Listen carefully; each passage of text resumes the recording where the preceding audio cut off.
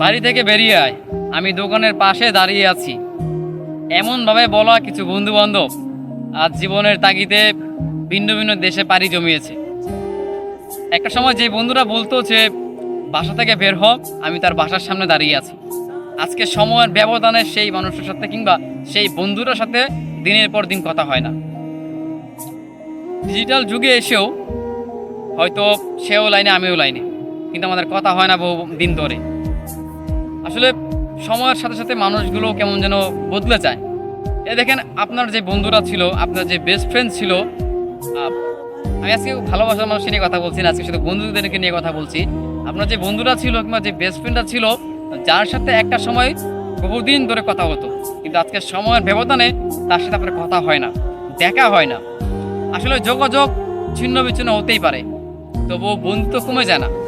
দূরে থেকেও বন্ধুত্বের ভালোবাসায় ভালোবাসা যায়। যদি বন্ধুত্ব